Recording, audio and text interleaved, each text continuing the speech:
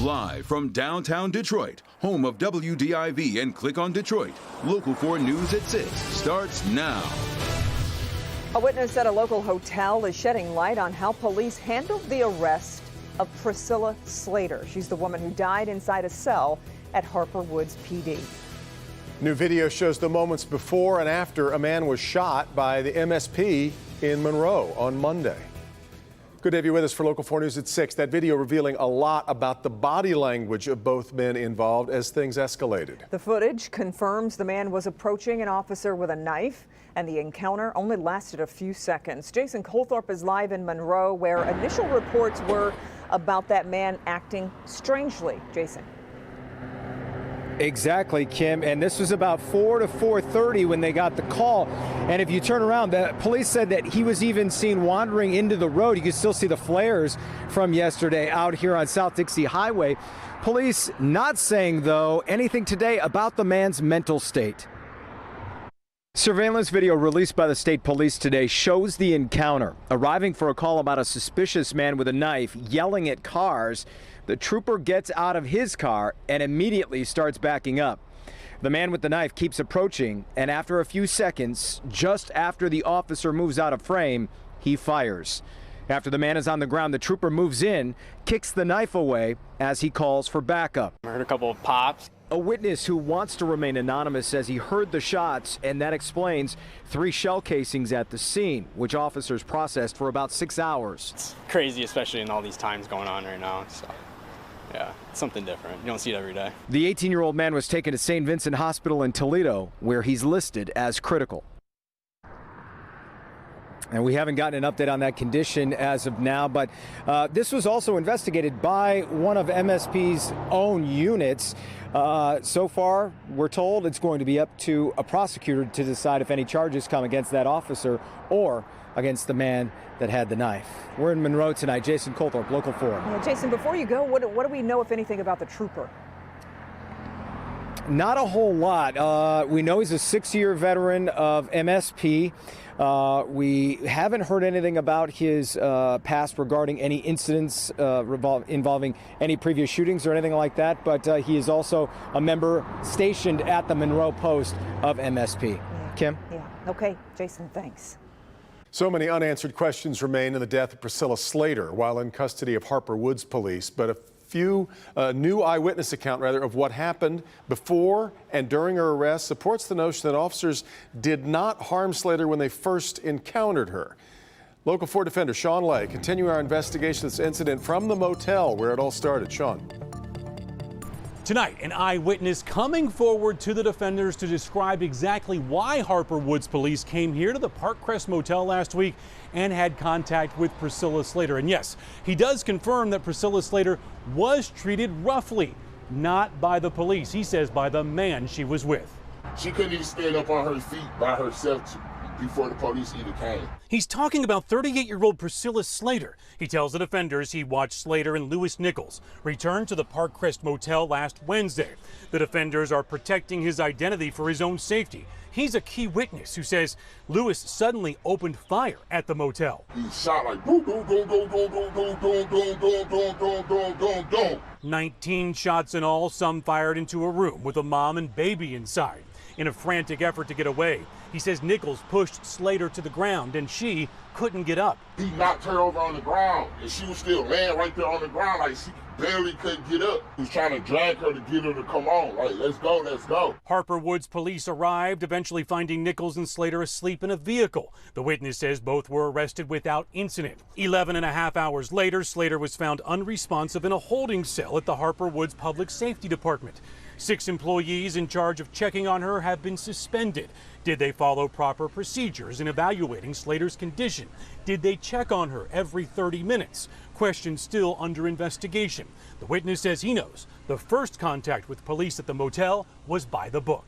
I know for a fact that wasn't the police fault. Keep in mind the cause of death and toxicology not yet back in this case. It's only going to tell half of the story. The other half is under investigation by the Michigan State Police, that if a lifeless Priscilla Slater was in a holding cell here, did anyone at the Public Safety Department do anything to check on her or try to help her? In Harper Woods tonight, Sean Lay, Local 4 Defenders. Okay, Sean. In less than an hour, the Shelby Township Board of Trustees will meet to discuss whether the police chief will keep his job. Earlier this month, Chief Robert Shelby was placed on paid leave. It was due to inflammatory comments he made on social media about those protesting George Floyd's killing.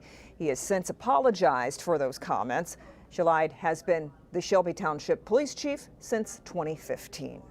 President Trump taking a step toward reforming the nation's police practices. He signed an executive order today that aims to improve training and transparency within police departments. Under the executive order I'm signing today, we will prioritize federal grants from the Department of Justice to police departments that seek independent credentialing, certifying that they meet high standards, and in fact, in certain cases, the highest standard. That's where they do the best, on the use of force and de-escalation training. Here in Michigan, Attorney General Dana Nessel announces 7 proposals for police reform in our state. The proposals include giving a state commission more authority to create a public state misconduct registry. The commission would also be able to suspend or revoke a license of an officer for misconduct. And law enforcement agencies would keep a record of all disciplinary actions in the officer's personnel file. Nessel also suggesting stripping officers of their retirement benefits if convicted of felony misconduct while on duty. Continuing education for officers, including training on implicit bias and de-escalation tactics, reporting on the use of force data by race, age, and gender, and create a process for the independent investigation and prosecution of cases involving a death at the hands of an officer.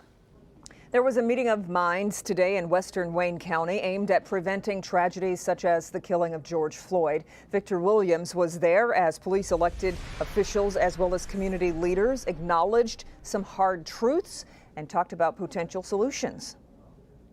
Yeah, well, this was an open dialogue discussion between several city leaders as well as police officers and the minorities that live in their community.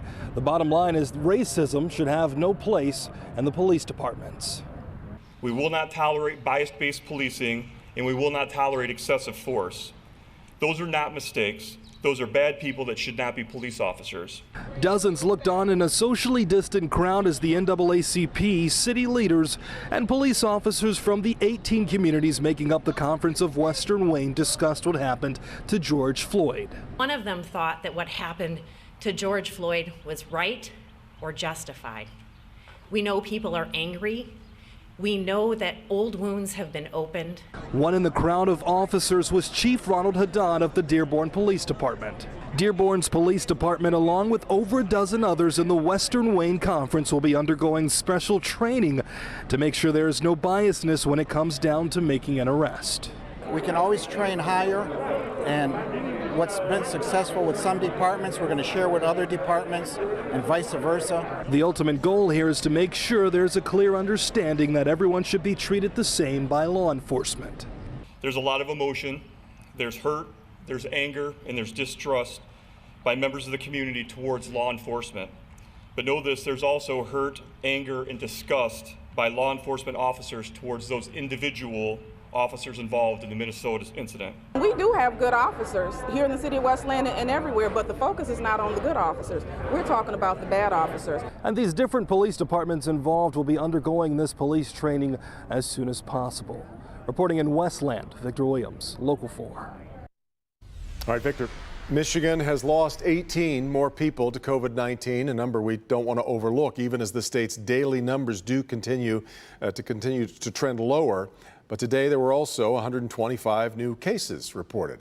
So the state now confirms more than a third of Michigan's 6,000 COVID deaths have come from nursing homes. But Governor Whitmer is still standing by her policy of placing COVID positive patients in nursing homes with people who are COVID negative. Our Rod Maloney has been following the nursing home situation here closely.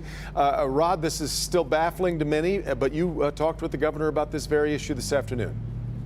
Well, you know, Devin, a couple of weeks back, she even admitted that if she had a time machine and could go back, she probably would do some things differently. But today, she is essentially doubling down on her policy because she says there really aren't any good alternatives. We've made decisions based on the best science available in the moment. I don't know that you can ask anyone to do better than that. Governor Gretchen Whitmer is not changing her policy, instead ordering all nursing home patients and staff to get tested. She'll keep her regional hubs, too. That appeared to be the best practice with the science and information that we had, and that's how we pursued it.